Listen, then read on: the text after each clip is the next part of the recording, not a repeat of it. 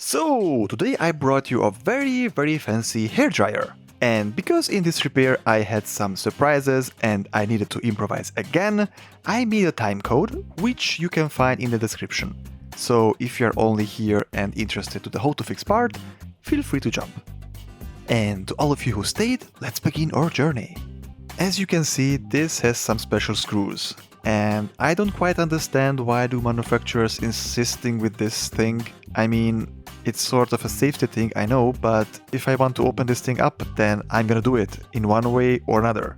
Plus, there are some kits with special heads, so this is just a waste of money and time, because I'm sure these screw bits cost more than the mass-produced ones, so yeah, anyway. And this is the fun fact, because we now arrived to our first problem. I don't have such a kit, but I want to open this. So I'm gonna fabricate one screw bit, a homemade screw bit. PS, don't do this at home, just buy a kit. I was just, lazy. The plan is to use an angle grinder and a big screw and grind the part away what I don't need. Now came the second surprise. The angle grinder that I bought produced a jiggly sound. You can hear it as well. And if you look here, you see that there is a loose part inside. So probably this angle grinder will get his own DIY video. Therefore, I took the angle grinder which I repaired in my first DIY video and I used that to fabricate our master bit. I used two discs, a thicker one for the base grinding and a thinner one for the details. The second disc though, the thinner one, was a failure.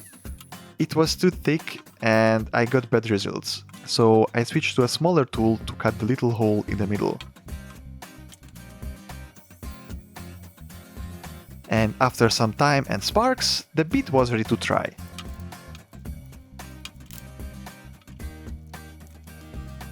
It was not perfect due to the damage produced by the second disc, so it needed some refinements time to time.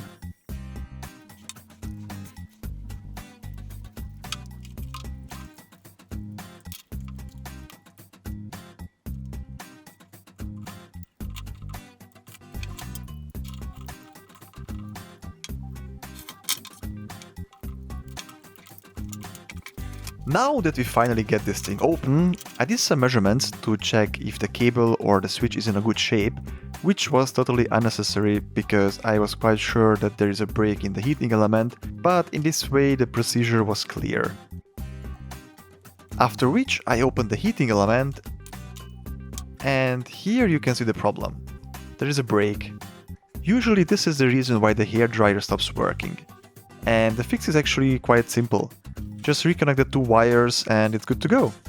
PS, if you take another way than mine, just remember that the wire will heat up a lot. So choose something that can withstand that heat, otherwise it will break again and it can cause extra damage, shorting things out, etc.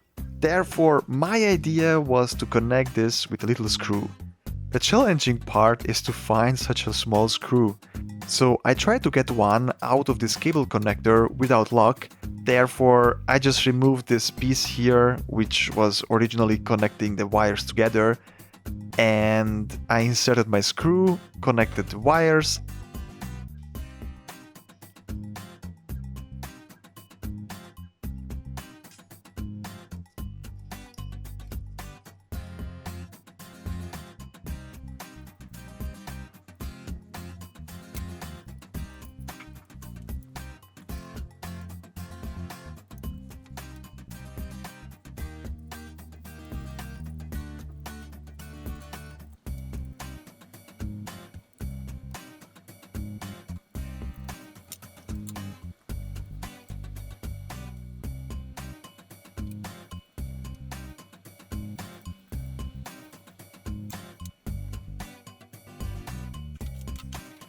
and voila!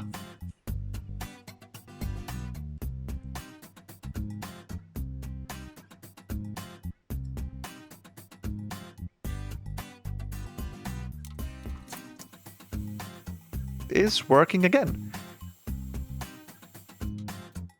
Now you need to take everything back where they was, and if your hairdryer is a foldable one, then you need to put these black pieces back in the right direction, otherwise it will not hold.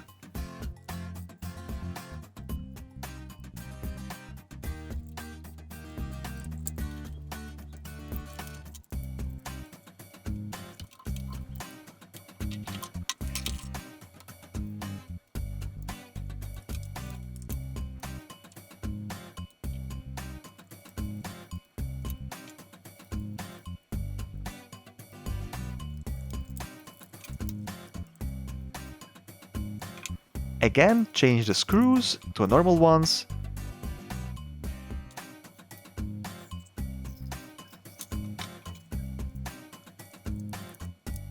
And yeah, that's it. You brought your hairdryer back to life. Congratulations.